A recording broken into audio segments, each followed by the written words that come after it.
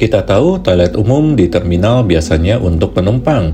Tapi pernahkah kamu tahu bahwa di terminal Lebak Bulus Lama ada satu toilet khusus karyawan yang sudah bertahun-tahun tak pernah dibuka? Toilet itu dikunci rapat bukan karena rusak, tapi karena pernah terjadi sesuatu yang tak bisa dijelaskan. Dan saat seseorang nekat membukanya, satu persatu mereka tak pernah kembali. Terminal Lebak Bulus Lama kini nyaris tidak aktif. Tapi dulu tempat itu padat, ratusan bus, suara klakson, penjajah asongan, dan deretan karyawan kebersihan yang kerja 24 jam. Di pojok belakang, dekat ruang jaga, ada satu toilet kecil.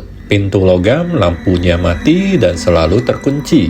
Tertulis di pintu, khusus karyawan, tidak digunakan. Semua orang tahu itu bukan sekadar larangan, itu peringatan. Tidak ada yang berani membuka pintu itu sejak tragedi 2008. Waktu itu ada petugas bersih-bersih bernama Bu Rina, rajin pendiam, tapi malam itu ia tidak pernah pulang. Menurut rekaman terakhir CCTV, Bu Rima masuk ke toilet karyawan sekitar pukul 22.17. Tapi pintu itu tidak pernah terbuka lagi. Keesokan harinya, suara air masih menyala, tapi tidak ada jejak manusia. Ketika pintu dibuka paksa, hanya ditemukan ember kosong, lantai basah, dan sapu tergeletak di tengah ruangan. Tapi tidak ada tubuh, tidak ada Bu Rina, dan di cermin ada bekas telapak tangan kecil tapi berdarah.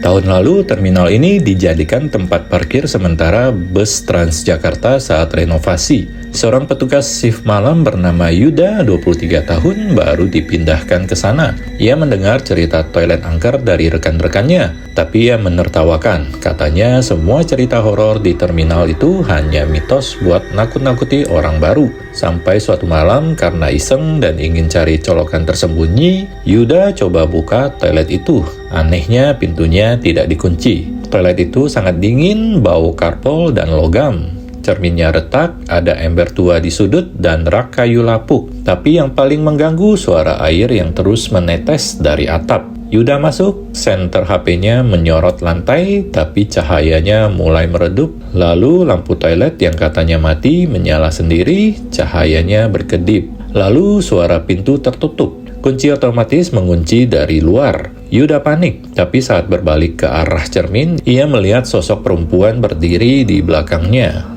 Rambut panjang, baju lusuh, wajah penuh luka. Tangannya menunjuk ke lantai, tempat sapu tua tergeletak. Dan di dinding cermin tertulis kabur. "Jangan ganggu giliranku." Yuda berhasil keluar setelah 30 menit.